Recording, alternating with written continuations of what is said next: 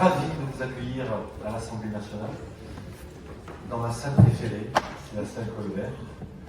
Vous êtes venus de toute la France et je tenais vraiment à vous remercier pour un moment qui me paraît essentiel. On va parler des pensions de famille.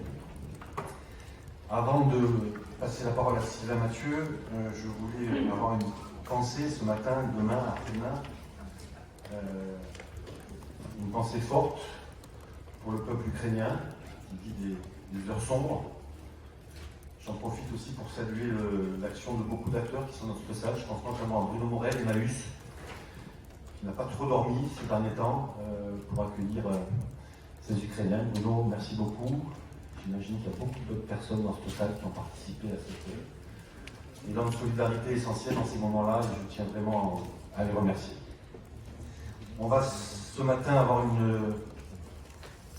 des moments un peu chargés. On est là pour passer du bon temps, mais surtout pour travailler, parce qu'on a besoin de se réunir, d'échanger sur les pensions de famille. Vous êtes les principaux acteurs, vous êtes tous sur le terrain, et vous en parlez beaucoup mieux que moi.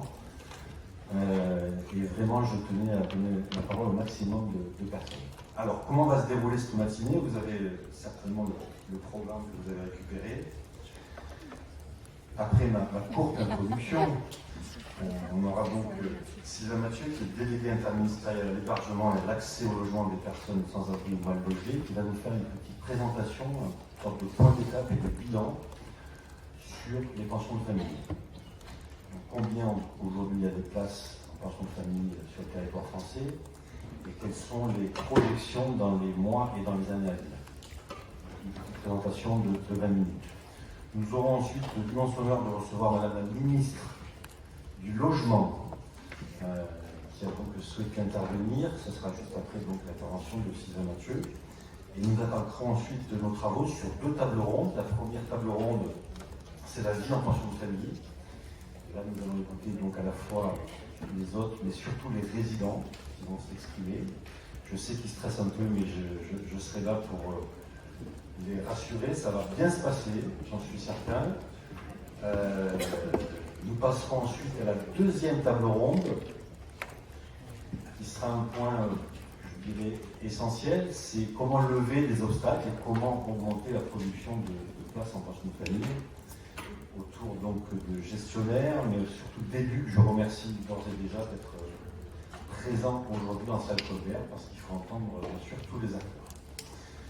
Et puis bien évidemment, si nous sommes dans une salle, vous voyez qu'il y a des micros un peu partout, c'est pour faire intervenir la salle. Donc lors de ces tables rondes, je donnerai la parole à ceux qui veulent s'exprimer sur des réactions ou des questions auxquelles je pourrais répondre, Sylvain Mathieu pourra répondre, auxquelles d'ailleurs les intervenants pourront aussi bien évidemment répondre. Et nous finirons bien sûr par une conclusion de nos travaux, parce que l'objectif, c'est derrière ce colloque d'envoyer des messages, de préparer un argumentaire, de créer des leviers pour favoriser cette production de places en pension de famille, auquel je crois qu'il y a une sorte d'unanimité, si je peux me permettre de le dire aujourd'hui, dans le sens où on connaît la pertinence de ces dispositifs, mais à ce stade, on peut se poser la question pourquoi il n'y en a pas plus en France. Donc c'est tout l'objectif de notre travaux de ce matin. Avant de passer la parole à Sylvain Mathieu, nous allons nous passer un petit film qui va un petit peu planter le décor. Petit film qui nous a été proposé par Next City, que je remercie, qui présente quelques témoignages d'une pension de famille.